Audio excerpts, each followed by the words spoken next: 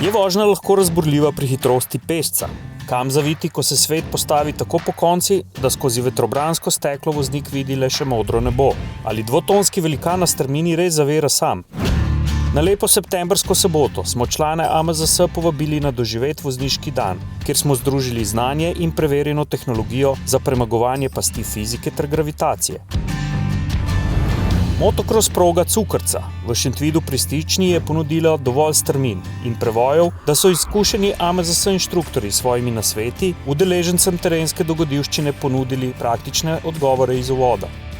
Za obvladovanje terenske vožnje, strmih vzponov, spustov, prečenja bočnih naklonov in blatnih jarkov ter bredenja preko vode je seveda najprej treba imeti ustrezno zmogljiv avto z učinkovitim štirikolesnim pogonom.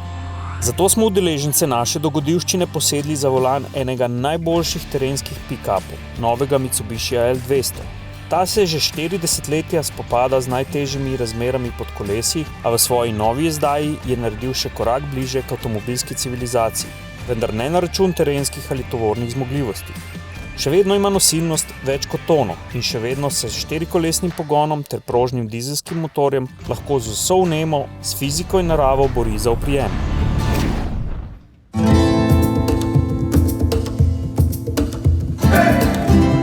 Tisti dan nismo šteli nasmehov, a bilo jih je veliko. Videli smo tudi nekaj osuplih obrazov voznikov, ki so prvič v lastnih rokah in nogah začutili, kako učinkovito lahko velik kleni terenec svojo napredno tehnologijo pomaga vozniku onstran asfalta premagati na videz nerešljivo težavo in oprijem poiskati tam, kjer se še peš ni najenostavneje prebiti gor ali dol. V objemu motokros proge Mitsubishi L200 ni puščal neodgovorjenih vprašanj, saj AMZS inštruktorji niso nič prepuščali naključju. Mala šola avtomobilskega alpinizma je poskrbela, da so se čisto vsi preizkusili v terenskih vozniških veščinah, doživeli adrenalinsko vožnjo z mojstrom terenske vožnje in preživeli zanimiv, zabaven ter vozniških izzivov poln avtomobilski športni dan, začinjen z odličnim vzdušjem, veliko mehanskimi zgodbami in seveda prahom izpod kolestra doživega Mitsubishija. Prav vsi so lahko tudi iz prve roke spoznali, kako je napredovala tehnika za pomoč voznikom. Vsi Mitsubishiji so namreč opremljeni s sistemom za nadzorovan spust po strminah in sistemom kamer, ki vozniku pomaga videti prek strmega prevoja, ko je nos avtomobila uperjen proti nebu.